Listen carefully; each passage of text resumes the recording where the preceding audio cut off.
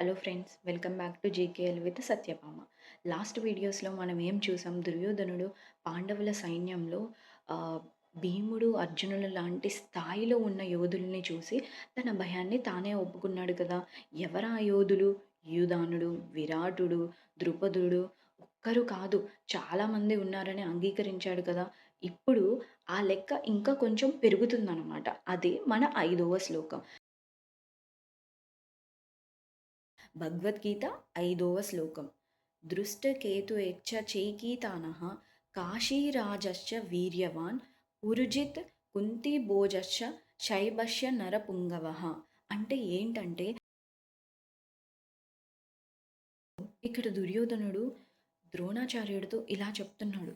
ఈ పాండవుల పక్షంలో దృష్టకేతువు, చైకీతానుడు, కాశీరాజు వంటి శక్తివంతులు, పురుజిత్తుడు, కుంతిభోజుడు, శైబ్యుడు వంటి నరలులో శ్రేష్ఠురైన మహాయోధులు కూడా ఉన్నారు. అంటే భయపడాల్సిన వాళ్ళ లిస్ట్ ఇక్కడితో ఆగలేదు.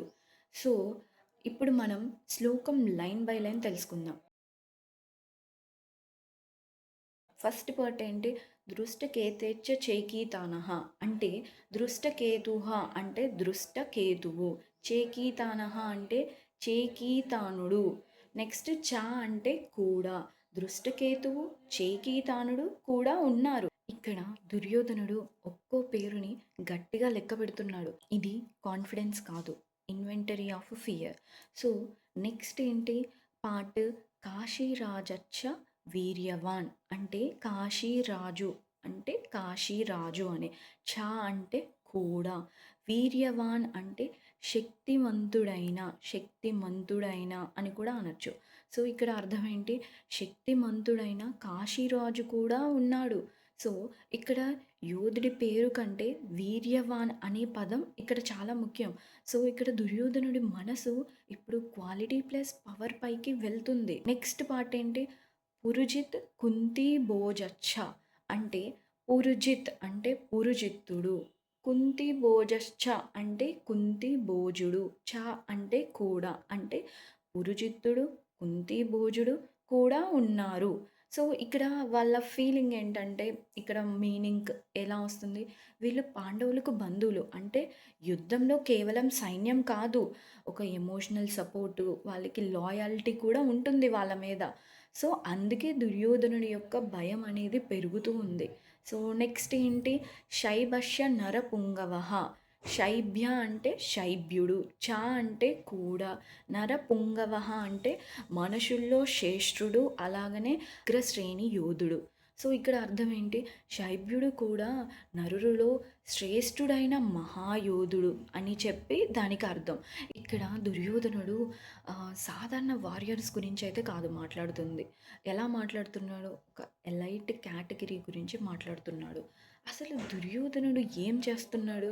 అతను యుద్ధం గురించి కాదు, ఆయుధాల గురించి కాదు, అతను చేస్తున్నది ఒక్కటే, ఎంతమంది స్ట్రాంగ్ పిల్లర్స్ ఉన్నారు ఇక్కడ అని తన మనసులో లెక్క వేస్తున్నాడనమాట.